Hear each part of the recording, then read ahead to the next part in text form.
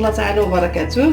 الحصه ديالنا ديال هذا النهار واحد ماشي وجبه، مي واحد الماده اللي كنحتاجوها بزاف، وسورتو في شهر رمضان الابراك. وبما ان شاء الله احنا مقبلين على شهر رمضان، الله يبلغنا اياه ويصومنا ان شاء الله على الكمال، وحنا وياكم في اكمل الصحه والعافيه. غادي نديروا بحال اللي قلت لكم السمينه. السمن شي حاجه اللي فريمون ديال رمضان، شي حاجه اللي ضروريه، وكنحتاجوها الحريره، كنحتاجوها البرماش، الفيسان، مسائل الحركه. دونك نبداو على بركه الله. كنحتاجو كيلو ديال الزبده بلديه طريه بطبيعه الحال، مزيانه، عارفين المصدر منين جايبينها. عندنا 4 ديال المعالق ديال الملححيه، عندنا كاس ديال الزعتر اللي طيبناه قبل وخليناه حتى برد تماما باش ما يذوبناش الزبده، وعندنا الميه باش غادي نغسلو الزبده. نبداو على بركه الله. غادي ناخذ اناء ديكوبر شويه فين باش يتساعد لي هاد الزبده. كان غادي نغسل الزبده مزيان. بسم الله.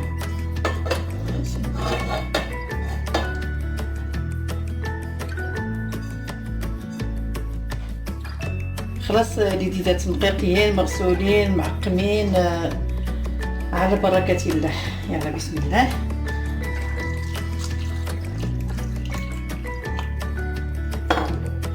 غادي نحاولوا نسرحوها ونخليو الماء يدخل ويخرج منها باش يتحيد منها. نتوما شفتوا لاحظتوا ديجا داك الماء بدا كيبيض، يعني كخصنا نحيدو من هذاك الحليب كامل وداك اللبن اللي كيكون باقي في هذاك البقايا ديال اللبن. كنبقاو كنغسلوها بهذه الطريقه هذه 3 ولا 4 ديال المرات حتى كترجع لنا الزبده صفيفره ونقيقيه، والماء الاخر كيخصو يخرج واضح ونقيقي. يلا نكمل هذا الغسيل ونعاود نرجع لعندكم.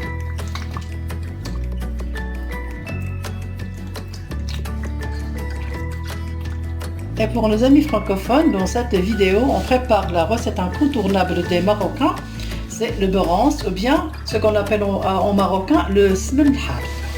Alors, pour cette recette, on aura besoin d'1 kg de beurre fermier, 4 cuillères à soupe de sel de mer, un verre de thym infusé et bien froid, et de l'eau pour le lavage du beurre.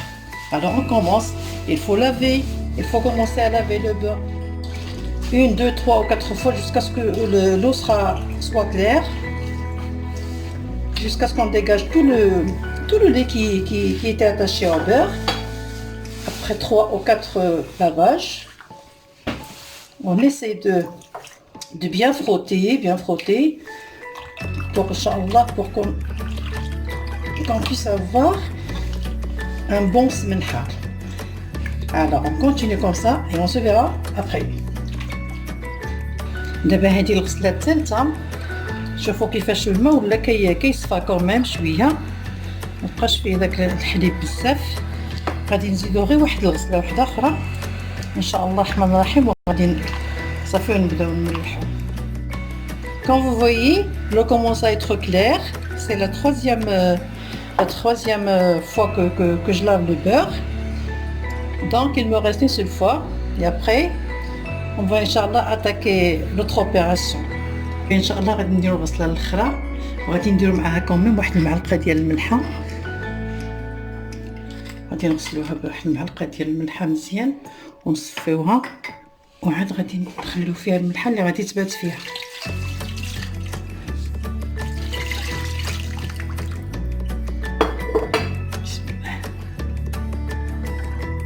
C'est le dernier lavage. J'ai rajouté une cuillère à soupe de sel de mer pour être sûr qu'on a très bien lavé notre beurre. Et on va revenir après. من بعد ما شلنا الزبده ديالنا وغسلناها مزيان والمياه صفات وتاكدنا على انه ما بقات حتى شي حاجه ديال الحليب. هانتوما شوفوا الماء كيفاش باين نقي صافي. هنا غادي نديروا لها واحد الشليله بهذا الماء ديال الزعتر، غنشلوها مزيان.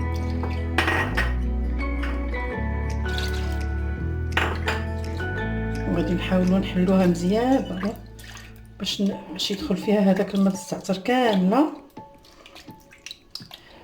كيعقمها وكيعطيها واحد الريحه زوينه ديال الزعتر. راكم عارفين الفوائد ديال الزعتر والمنافع ديالو.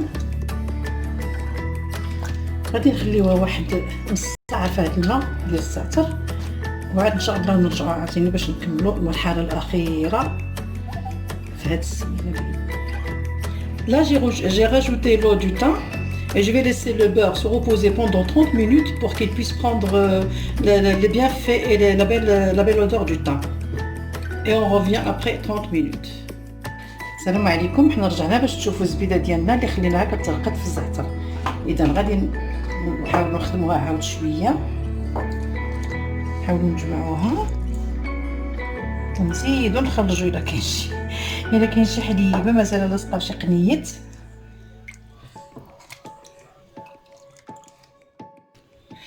Donc après une demi-heure de repos, on va essayer de dessorer le beurre pour y mettre le reste du sel.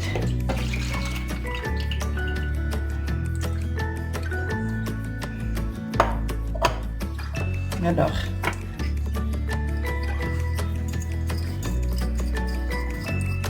on va essayer d'incorporer le sel. دابا غادي نديرو داك المليحه، داك 4 ديال المعالق الملحه اللي خلينا قبيله، غادي نحاولوا ندخلوهم مزيان في الملحه في الزبده عفوا باش تشرب داك المليحه، وغادي نخليوها ليله كامله من بعد هاد العمليه هادي باش تاخذ لنا داك الملحه وتنسم ان شاء الله. وعاد داك الساعه نقوموا بعمليه التخزين ديالها باذن الله. Alors on a ajouté le sel, des 4 cuillères à soupe de sel. On a très bien travaillé le beurre pour essayer de faire pénétrer le sel. Après on va laisser le beurre se reposer toute une nuit avant de le conserver. Ah, c'est très bien fait. Elle a bien absorbé le sel. Et voilà. اذا هنا غادي نخليو هاد الزبده ديالنا تبات ليله كامله بحال اللي قلنا حتى تملح مزيان وتاخذ داك المليحه ديالها. نتلاقاو غدا باذن الله. السلام عليكم. رجعنا من بعد ما دوزات الزبيده في الملحه ليله كامله تقريبا، وليله وصباح باش نكونوا للامانه انا ما ساليتش باش نصاوبها الصباح. دونك دابا غادي ناخذوها وغادي نعجنوها مزيان وغادي نصفيوها من داك المياه اللي هبطات من بعد الملحه. واللي ما كيقدش على الملحه بزاف يقدر يغسلها واحد الغسله مزيانه ويصفيها مزيان، وعاد داك الساعه يديرها في البلاصه اللي غادي يحتفظ بها. السلام عليكم. Alors après avoir laissé le beurre se reposer toute une nuit, on est revenu pour le finaliser et le conserver. Pour ceux et celles qui n'aiment pas trop le goût salé, ils peuvent le relaver, l'égoutter après le conserver. Alors on va voir ensemble.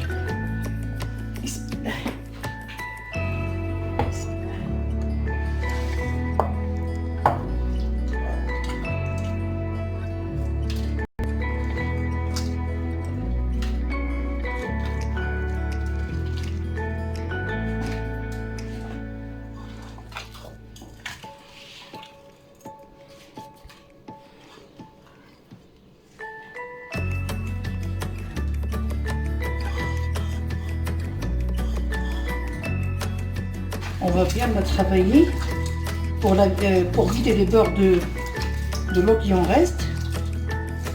غادي نعكوها مزيان بيدينا باش نحيدو منها هذاك الماء.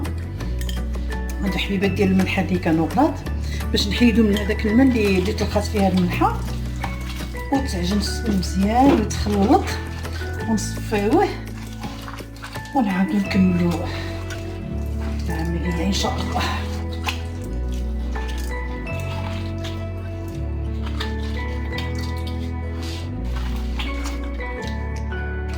دابا ها هو الماء اللي خرج لينا من الزبده ومازال كيقطر. حيدو هذاك الماء باش ما يبقى لناش.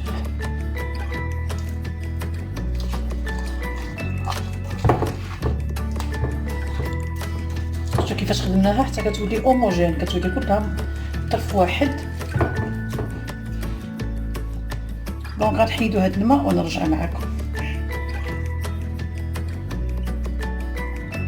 دابا من بعد ما صفينا الزبده حيدنا من هذاك الماء كامل اللي تقريبا اللي نزل، زدنا عليها واحد الشعيرات ديال الزعفران، سخنتهم وحكيتهم فوق منها. هذاك الزعفران كيعطيها واحد المذاق زوين مع الوقت ملي كتبقى، هذا كيعطيها ريحه زوينه ان شاء الله. J'ai essoré le beurre de toute l'eau qui était dedans et j'ai rajouté un peu de fleur de safran. Ça donne du goût et ça aide à conserver en très bon état. Donc là, je vais travailler un peu pour que les fleurs de safran puissent pénétrer dans le beurre. Alors, ça y est, on a presque fini. Et là, on a toujours les bouts de sel, les gros sel. يلا دابا غادي نقادوها وغادي نديروها في ديك القله ديالها ان شاء الله الرحمن الرحيم. وهذه الجره الجميله هاد الخلوشه هي ان شاء الله اللي غادي نحفظوا فيها السمينه ديالنا على طريقه مواتنا الله يرحمهم وجدواتنا باذن الله. بسم الله، اللهم بارك وسخر. بسم الله، الله يرحم مواتنا ويرحم اللي علمونا هذا الخير وخلاونا الحمد لله هاد التقاليد وهاد العادات ديالنا اللي حتى حنا بدورنا خصنا نعلمو لبنياتنا ان شاء الله باش يبقى هذا الشيء مستمر باذن الله. الله يرحمهم ويوسع عليهم.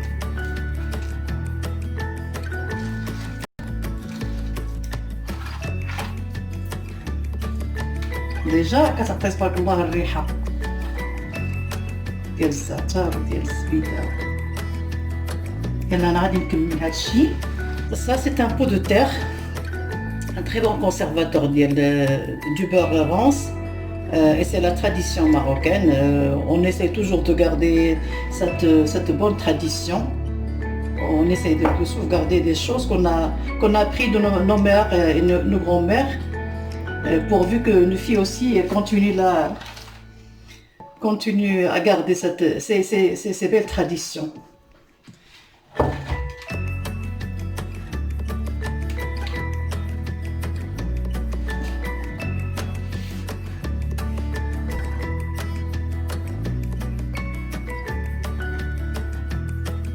صافي حنا كملنا، صوبنا السمينه في القليله ديالنا، قاديناها، ضغطت عليها باش يهبط السمين لتحت وتقاد تبدا الزبده وتقاد، ما يبقاوش فراغات في بيناتهم. دابا غادي ناخذ بونسمون ستيريليزي فاش غادي طايبه، غادي نديروها على الوجه ديالها. نحاولوا نغطيو الوجه ديال السمينه كامله.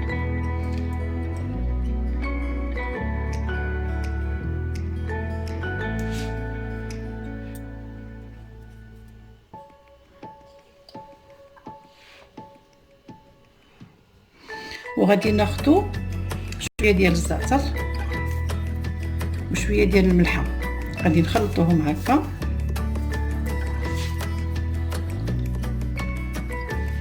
غادي نقبطوا هاد المليحه والزعتر من بعد ما خلطناهم وغادي نخويوهم فوق هاد البونسمون. هذا كيحافظ عليه من البرد فحال تما الا مشى حتى تعرى ولا شي حاجه، وكيتعطيه النسمه ديال الزعتر كتبقى محافظه. وكتعرفوا بلي الزعتر سي ستيريليزون معقم، كيساعدنا على باش تبقى الزبيده بحالها مزيانه. Alors après avoir mis le beurre dans le pot, j'ai pris un pansement stérilisé que j'ai étalé sur la surface du beurre.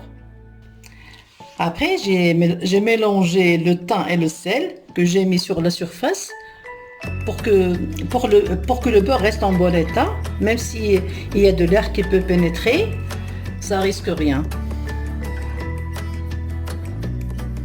D'abord غادي ناخذ هاد زويه في الرقيق ليسونسيال يكون نقي ويكون ما كيدخلش البرد، وغادي نغطيوها به ونزيروه مزيان.